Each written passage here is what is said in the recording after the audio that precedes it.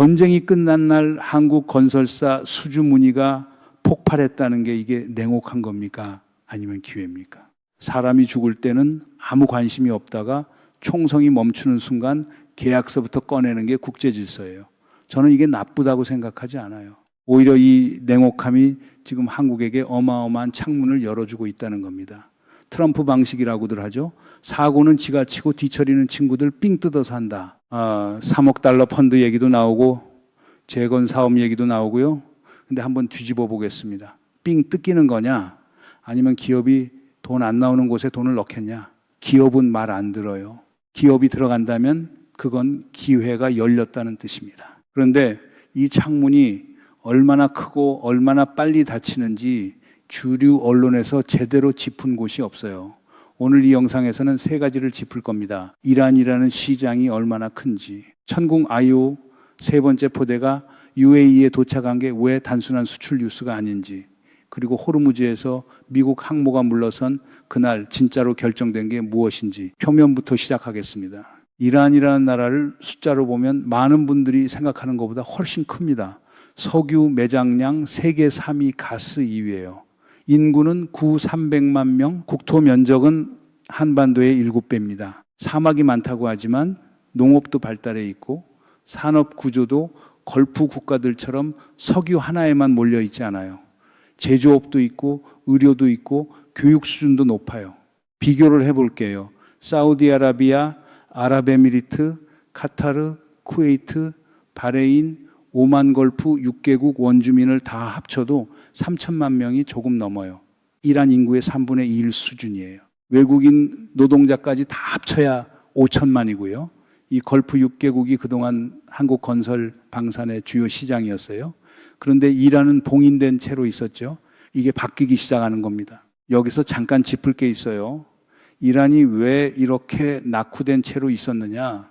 1979년 이슬람 혁명 이후로 미국이 압도적인 제재를 걸어놨어요.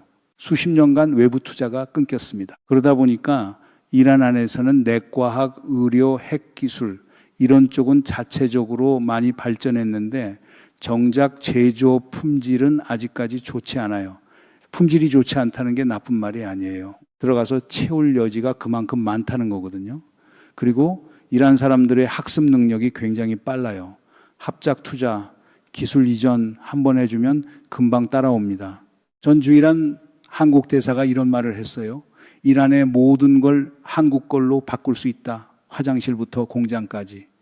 처음 들으면 과장처럼 들리죠. 근데 숫자로 따져보면 그게 과장이 아니에요. 이미 제재 이전까지 한국 가전이 이란 시장의 90%를 장악하고 있었어요. LG 아니면 삼성, 결혼하면 혼수로 LG, 삼성을 샀어요. 핸드폰은 삼성, 자동차는 현대, 기아 라이선스 모델. 브랜드 신뢰는 이미 깔려 있는 겁니다. 이란에서 삼성폰을 들고 다니면 사람들이 첫마디로 뭐라고 하는지 아세요? 이거 진짜냐고 물어봤어요. 하도 짝퉁이 많이 돌아다니니까요. 그게 삼성의 위상이에요. 그런데 여기서 당연히 나오는 질문이 있어요. 중국이 다 먹는 거 아니냐? 이란도 이 질문에 대한 답을 알고 있어요.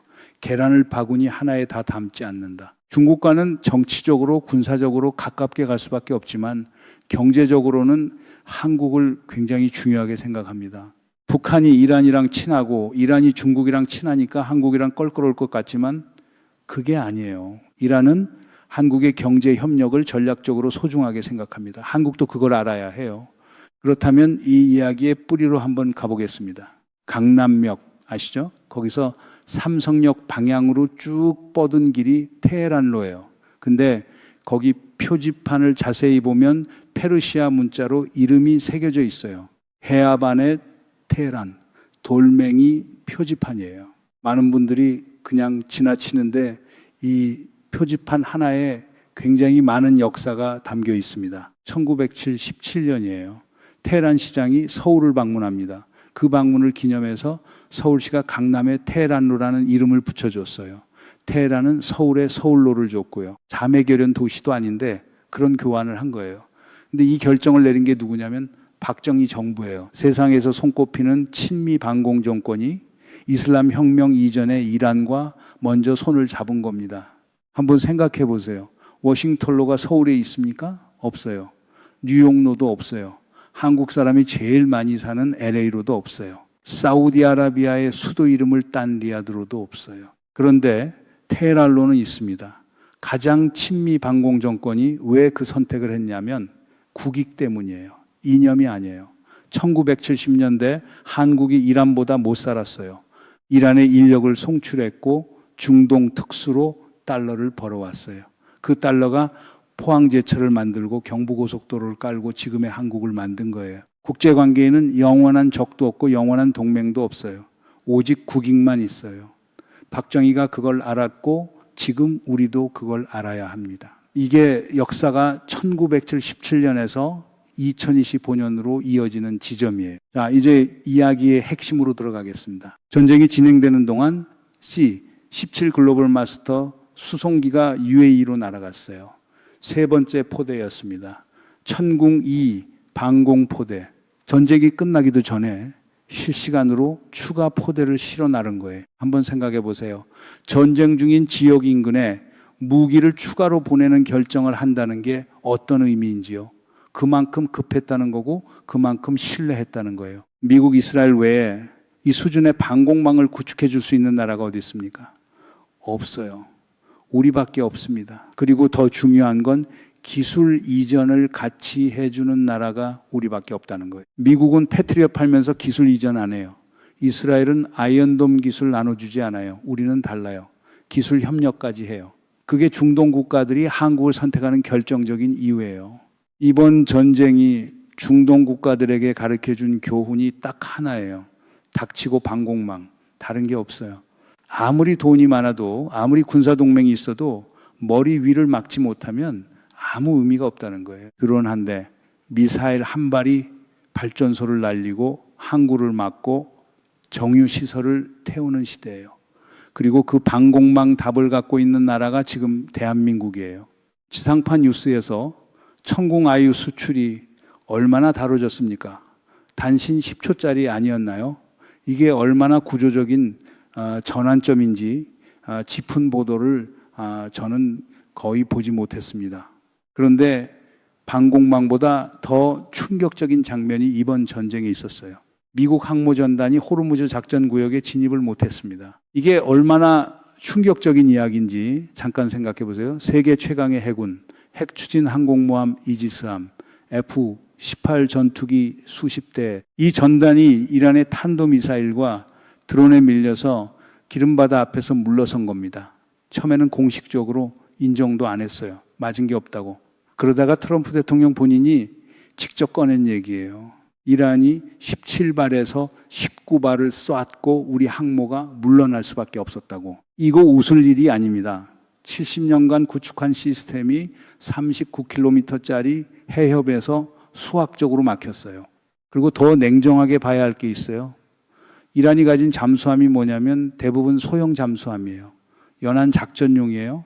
원약 능력이 없어요. 근데 그게 미국 항모를 물러나게 했어요. 만약 이란 이 장거리 원약 능력을 갖춘 잠수함을 보유했더라면 미국 함대는 훨씬 더 위험한 상황에 놓였을 겁니다. 이란도 이번에 그걸 뼈저리게 느꼈을 거예요. 그리고 중국이 이 장면을 보면서 계산기를 두드렸을 겁니다. 호르무즈 작전구역도 못 들어간 해군이 대만 해협을 넘보려고? 물론 전력 수준이 다르고 작전 환경이 다르지만 미국이 이번에 너무 약한 모습을 보여줬어요. 그게 베이징의 계산에 변수가 된 겁니다. 우리 입장에서도 이게 편한 이야기가 아니에요. 미국이 흔들리면 그 압박이 어디로 오겠어요? 우리한테 옵니다. 그래서 사우디와 UAE가 뭘 받겠어요? 잠수함 전력이 없으면 안 된다는 걸 절감했습니다. 두 나라가 지금 한국 잠수함에 눈을 돌리기 시작했어요. 아랍에미리트는 이미 프랑스 해군 기지까지 내주면서 해군 전력을 키우려 했는데 이번을 계기로 더 본격적으로 움직일 것 같아요. 자, 여기서 이제 K방산의 진짜 경쟁력이 뭔지 보겠습니다. 천궁아이, 잠수함, KF, 20일 이 세 축으로 중동 방산 시장이 재편되고 있는데 한국이 선택받는 이유가 화력이 아니에요. 가성비와 납기입니다. 독일 TKMS 아시죠? 독일 잠수함 만드는 회사예요. 최근 주가가 100유로에서 70유로로 떨어졌어요. 왜냐하면 수주장고는 있는데 기술자가 없어요. 만들고 싶어도 못 만드는 거예요. 캐나다가 잠수함 교체를 추진하고 있는데 2035년 납기를 원해요. 현재 빅토리아급 잠수함 4척 중 한 척만 겨우 작전 가능한 상태예요. 캐나다 해안선 길이가 세계 1위인데 한 척이 빌빌대고 있다는 거예요. 독일이 뭘 제안했냐면 지금 쓰는 모델을 줄게요 라고 했는데 2035년 납기가 거의 불가능한 수준이에요. 독일 친구한테서 직접 들은 얘기가 있어요. 2년 전에 독일에서 회의를 함께 했는데 그 친구가 저한테 이렇게 물어봤어요.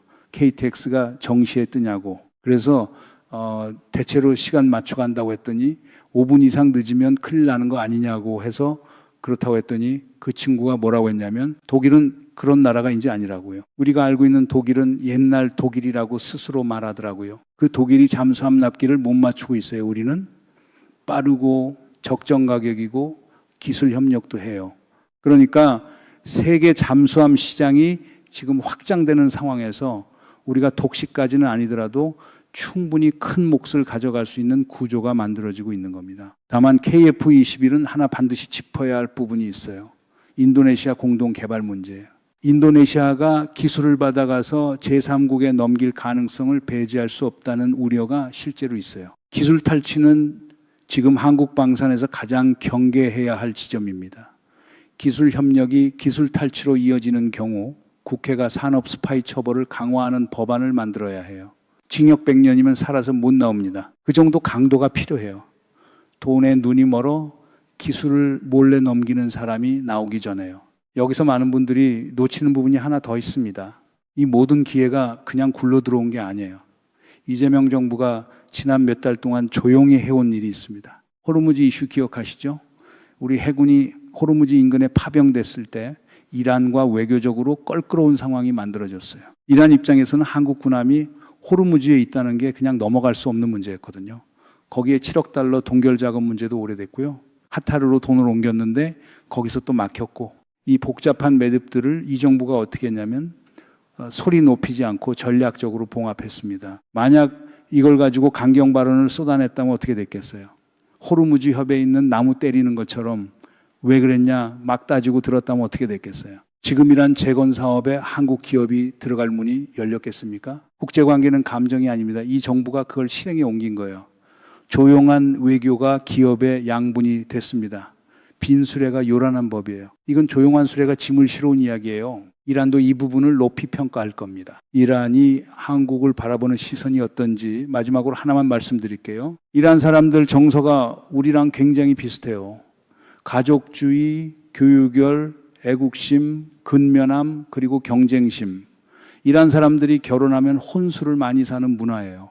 그 혼수가 LG 아니면 삼성이었어요. 이란에서 삼성 진짜냐고 물어보는 나라에서 한국산은 이미 프리미엄 브랜드예요. 에너지 인프라, 건설 인프라, 석유 설비, 가전, 자동차, 의료 장비, 삼성, 현대, LG, 두산, 대림이 들어갈 영역이 한두 개가 아니에요. 한 세대 이상의 경제 교류가 가능한 시장이라는 말이 과장이 아닌 이유가 여기 있어요. 어쩌다 강국이 됐습니다. 우리가 무기 팔아먹으려고 무기를 만든 게 아니에요. 북한 때문에 살아남으려고 만든 거예요. 어쩌다 유럽이 냉전 이후에 스스로 방어 능력을 줄였고, 어쩌다 러시아 우크라이나 전쟁이 터졌고, 어쩌다 중동의 전쟁이 났어요. 그 우연들이 겹치면서 우리가 유일한 선택지가 된 겁니다. 미국 정권은 기름값을 건드리면 망하고 유럽 정권은 복지를 건드리면 망해요. 그러니까 결국 가장 믿을 수 있는 무기 공급국이 대한민국이 된 거예요. 8월까지 중동 국가들의 국방 예산이 본격적으로 집행됩니다. 그동안 홀딩해왔던 계약들이 풀리기 시작해요. 이 흐름은 일시적 붐이 아니에요. 구조의 전환입니다. 그런데 이 생각을 반드시 뒤집어 봐야 합니다. 어쩌다 강국이 됐다면 어쩌다 무너질 수도 있어요. 1977년 테헤란로가 만들어진 날 누군가는 왜 이란도로 이름이냐고 했을 겁니다. 그 결정이 50년 뒤에 이 결실을 만들어가고 있어요. 씨앗을 뿌린 사람이 열매를 거두는 건데 그 씨앗이 중간에 썩으면 아무 의미가 없습니다. 기술 보완이 그 씨앗이에요. 기술이 새나가면 어쩌다 강국은 어쩌다 평범한 나라로 돌아가요. 중동이 미국 하나에만 의존하지 않겠다는 선택을 하기 시작했습니다. 유럽은 납기와 가격에서 탈락 중이에요. 남은 선택지가 우리예요. 이번만큼은 어쩌다로 끝내면 안 됩니다. 잠깐 이란 재건 특수의 스케일을 한 번 더 짚겠습니다. 러시아 우크라이나 전쟁 전후 재건 사업이 얼마나 크다고 하죠.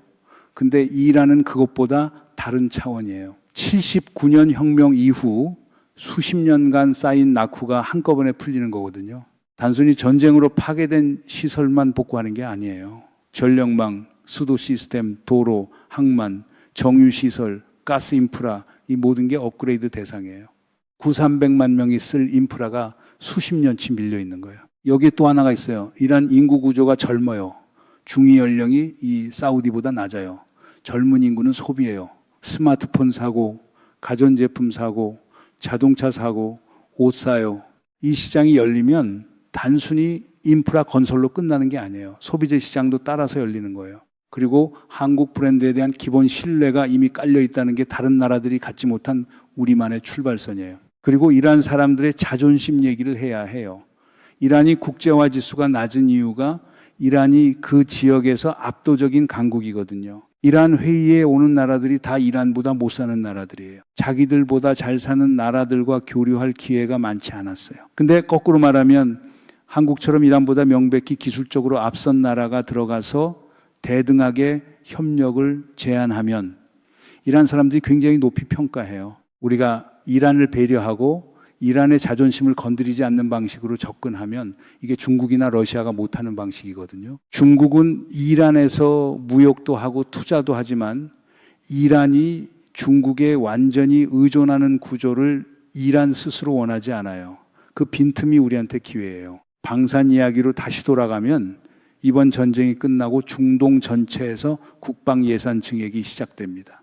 단순히 무기 하나 사고 끝나는 게 아니에요. 항공체계를 구축한다는 건 레이더 시스템, 통신 네트워크, 운용 인력 훈련, 유지보수 계약이 모든 게 패키지예요. 한 번 시스템을 팔면 그 나라 방공체계의 일부가 되는 거예요. 20년, 30년짜리 관계가 시작되는 겁니다. 천궁 I, 세 번째 포대가 그 관계를 만들어가고 있어요. 우리가 어쩌다 강국이 됐는지 마지막으로 정확히 짚겠습니다. 북한 때문이에요. 북한이 없었다면 우리가 이 정도 방산 기술을 가질 이유가 없었어요. K9, 자주포, 천궁 Y, 잠수함 전부 북한을 상정하고 만든 무기예요. 그게 러시아 우크라이나 전쟁에서 실전 검증됐고 중동에서 수요가 폭발한 거예요. 비극에서 탄생한 경쟁력입니다. 그 경쟁력을 지키는 게 지금 우리의 숙제예요. 기술이 새 나가면 경쟁력이 없어져요. 경쟁력이 없어지면 선택지가 없어집니다. 어쩌다 강국이 됐지만 이번만큼은 어쩌다로 끝내면 안 됩니다. 여기서 한 가지 더 보겠습니다. 중동 국가들이 지금 고민하는 게 뭔지요. 사우디, UAE, 카타르 이 나라들이 미국과의 관계를 재정립해야 하는 시점에 와 있어요. 미국이 이번에 이란한테 너무 약한 모습을 보였거든요. 그렇다고 미국을 내치거나 반미로 돌아설 수는 없어요. 미군 기지가 있고 안보 협약이 있고 달러 경제와 연결되어 있으니까요. 근데 미국만 믿을 수도 없는 상황이 됐어요. 호르무즈에서 확인했잖아요. 그러면 뭘 해야 하냐? 자주국방이에요. 스스로 방어할 능력을 키워야 해요. 그 자주국방의 핵심 파트너가 지금 한국이에요. 우리는 미국 편이고 미국 동맹국이고 미국 무기 체계와 호환도 되는데 동시에 기술 이전도 해주고 납기도 맞추고 가격도 합리적이에요. 미국을 버리지 않으면서 미국에만 의존하지 않는 방법, 그 해답으로 한국이 떠오르고 있는 거예요. 이게 중동 국가들에게 굉장히 매력적인 포지셔닝이에요. 이명박 정부 때 UAE와 원전 계약을 맺었어요. 한국이 중동 방산에 본격 진출한 게 그때부터예요. 15년이 넘었어요. 천궁 계약도 그 흐름에서 나왔고요. 15년 동안 쌓아온 신뢰가 있어요. 지금 세 번째 포대가 가는 게 그냥 간 게 아니에요. 15년짜리 신뢰가 누적된 결과예요. 그 신뢰를 앞으로 15년 더 쌓아나가면 중동에서 한국의 위상이 어떻게 될지는 굳이 말 안 해도 보이실 거예요. 어쩌다 강국, 어쩌다 유일한 선택지, 어쩌다 얻은 이 기회를 이번만큼은 어쩌다 날려버리면 안 됩니다. 테헤란로 표지판 사진 한번 찍어서 친구들한테 뿌려보세요. 1977년 결정이 지금 결실 맺고 있다고. 씨앗이 어디서 왔는지 기억하는 사람이 다음 씨앗도 심습니다.